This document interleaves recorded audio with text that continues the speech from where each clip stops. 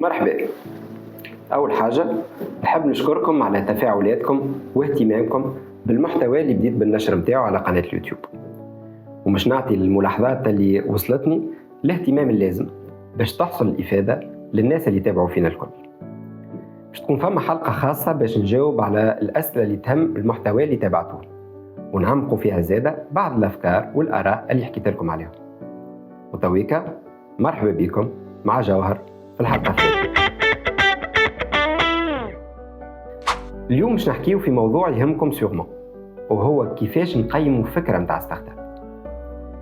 كيف نسمع عن انتربرونور يقدم في الفكرة متاعه، في العادة نستعمل ان فريمورك بيرسونيل وسبيسيال نعدي عليه الكلام اللي يتقال، وهو عبارة على مجموعة متاع دي تيست. الأولاني هو أني نلقى جواب لسؤال علاش مش موجود لتو، وهنا ثم قاعدة لازمنا نذكروها: إذا فما شركة ما عندها حتى حاجز يمنحها على ممارسة النشاط متاعها، سواء من بارير à l'entrée تكنولوجيك، جوريديك، اوبيراسيونيل ولا غيرها، ما علاش مازالت مش موجودة؟ السبب في الحالة هذه سهل. في الواقع تلقى الفكرة تعملت برشا مرات وفشلت، وهذه من أصعب الحاجات اللي نجم يقتنع بهم ان جون انتربرونور، هو أنه فما برشا أفكار تعملت، وأنه فما زادة برشا أفكار ما تنجحش. والأفكار هذه تلقاها تظهر على الورق أفكار باهية، لكنها في الحقيقة هي العكس بالضبط.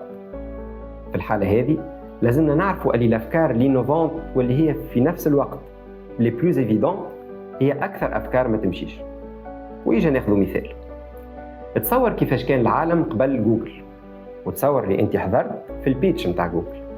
نفس الموضوع بالنسبة لويكيبيديا، بالنسبة لأوبر. كيفاش مش تصدق ومش تقتنع اللي هما مش ينجحوا؟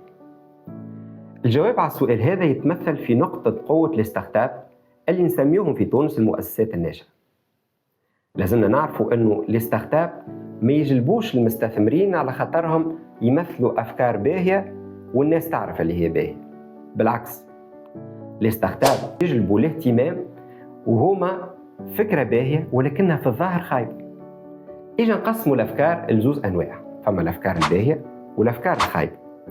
نحطوا كل واحدة منهم في بول، تولي الفرصة متاع بعض شركة ناشئة واللي نسميوها لوبورتونيتي دي ستارت اب هي التقاطع ما بين لي دو بول هذوما. الأفكار الباهية وهي في الظاهر باهية باش تلقى الشركات الكبيرة الكل خدمت عليها، عكسهم الأفكار الخايبة وهي في الظاهر خايبة زادة، وهذم بطبيعتهم ما ينجحوش. اللي يهمنا واللي يقوي لوبورتونيتي انتربرونوريال هما الأفكار الباهية واللي في الظاهر النجاح متاعها مش ايفيدون. وباش تعرفوا إذا فكرة باهية رغم اللي ردة فعل اللي يسمعها الظاهر اللي هو مش متشجع، لازم نعديهم على 3 اختبارات سهلة برشا. التست الأولاني: إذا عديت أعوام وانت تخدم على الفكرة هذه وفي الآخر ما مشيتش، تندم ولا لا؟ مثال: أنا قاعد نحضر في بروجي يمكن من تجميع الموارد الذاتية متاع التوانسة باش نعاونوا وندعموا أصحاب المشاريع اللي فيها إنوفاسيون وفيها زادة أثر بيئي واجتماعي باش ينجحوا ويحققوا الأهداف متاعها. إذا نعدي 10 سنين الجايين نخدم على الهدف هذا، وفي الآخر التوانسة ما يقتنعوش بالمساهمة في المشروع بالقدر اللي يولي الأثر متاع أحداث المشاريع البيئية والاجتماعية باين للناس الكل، نكون كونفانكو اللي عمري ما كنت نجم نستثمر وقتي في موضوع أهم وخير من هذا. وهنا لازمنا نعرفوا أن الفكرة ما تتقيمش بالنتيجة اللي نوصلوا لها في آخر المطاف كهو، ولكن زادة بالمراحل اللي تعديت بهم باش وصلت للنتيجة اللي تحب عليها. وهذا بالطبيعة لازم قوة وعزيمة من عند صاحب المشروع باش يتكون عنده الإصرار وينجح في مشروع. التيست الثاني: إذا المشروع وإلا الخدمة اللي مش تنتجهم يتوجدوا، تنجم تكون متأكد اللي فما شكون يستحق لهم. برشا يعملوا العكس، يمشي ويصنعوا حاجة وبعد يلوجوا شكون يستحق لها. رائد الأعمال الناجح هو اللي يوصل باش يعرف الحاجة اللي يستحق لها الكليون وهو ميم با يكون فايق اللي هو مستحق لها قبل ما يستحق لها، وهذا اللي نسميوه لاتراكسيون كليون. اللي لازم لونتربرونور يعرفه هو انه الهدف مش اقناع ليزانفستيسور، لكن لازمك تخلق لا ديزيرابيليتي والرغبة، وهما اللي باش يخليو الناس تحب والا ما تحبش تستعمل المنتوج نتاعك. وقد ما يكون فما طلب على استعمال منتوجك قد ما تكون حظوظك في النجاح أكبر. مفتاح وسر النجاح في الانتربرونيا مش المستثمرين ومش اللوفي دو فون ومش الدوسيات وتحضيرهم والبزنس بلان والبلان دافير والكونكورات اللي تشارك فيها. هذا الكل كلام، والكلام ينجم يكون مزيان برشا، ولكن مش هو اللي يصنع النجاح نتاع ستارت اب والا ان بروجي انتربرونيال. اللي يصنع النجاح نتاع المشروع نتاعك هو لونفي والطلب نتاع السوق، حتى اذا المنتوج نتاعك مازال مش حاضر 100%، وهذه اللي نسميوها لا فولونتي انتربرونيال. على هذاك نجاح ريادة المشاريع لعبة مربوطة بالكرياسيون وبالطلب ولونفي نتاع لي كليون. ما تحاولش تلقى جواب لسؤال علاش الفكرة نتاعي تنجم ما تنجحش، على خاطر فما 1000 سبب يوصلوك للنتيجة هذه. لكن أسأل روحك، إذا مشروعك نجح بالرغم من الصعوبات الكل، وأكيد مش تتعرض لها، زعما مش تكون حاجة انتونس متميزة قوية برشا؟ ريادة الأعمال تنجح الناس المتفائلة، المتشائمين ما عندهمش بلاصة في عالم رائدي الأعمال الناجحين. فينالمون هذا يوصلنا للتيست الثالث، هل المشروع هذا مربح ولا لا؟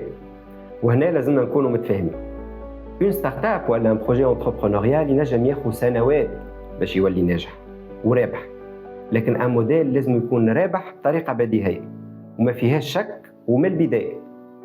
وباش نكونوا واضحين، مشروعك ما ينجم يعمل أرباح من نهار الأولاني إلا في حالات قليلة، لكن النجاح البديهي هو نجاح البزنس موديل. ويجاو ناخذوا مثال تعرفوه الناس الكل، وهو أوبر. هذه شركة ما تعملش أرباح. علاش؟ على خاطرها تصرف أكثر من المداخيل متاعها.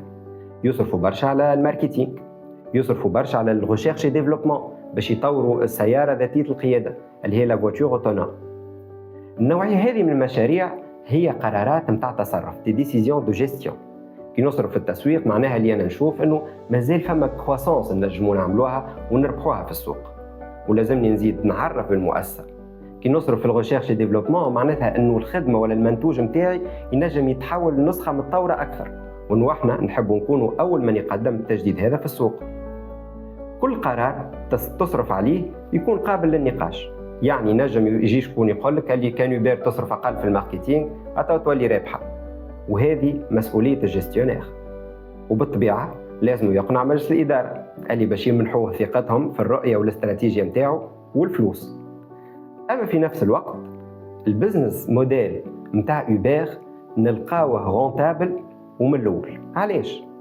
على خاطر الكوندكتور مش يعطي كوميسيون أوبر اللي هي نسبة من المداخيل متاعه كونتر لا ميز اون ريلاسيون سور لابليكاسيون اللي هي التطبيقة واللي طوروها المهندسين والمؤسسين نتاع أوبر مرة واحدة، وبعد مش تولي غونتابيليزي بطريقة سريعة على قد ما يزيد الاستعمال نتاعها في المارشي سيبل. بعض ساعات نلقاو دي زونتربرونور ما يعرفوش يعملوا حسابات أساسية فوندامونتال واللي نسميوها the unit economics، وهما الحجرات الأساسية اللي يديهم الفايدة باش نعرفوا شنو هي المؤشرات الموجودة في البزنس موديل باش يكون قادر على صنع القيمة المضافة، ربح الفلوس، وتقسيم القيمة هذه بطريقة تعاون على تطوير المؤسسة. ما لا ما تسمعوش وما تتأثروش بل يقولوا لكم أنه لي ستارت اب ما يربحوش فلوس. مش صحيح، ينجموا يربحوا ولو بصعوبة في بعض الأحيان على خاطرهم يسعوا باش يربحوا برشا. مشروعك ينجم يكون مش رونتابل، بينما في أغلب الأحيان ان موديل ايكونوميك نلقاوه ماسيفمون رونتابل. إن شاء الله في لقاء قريب. À très bientôt.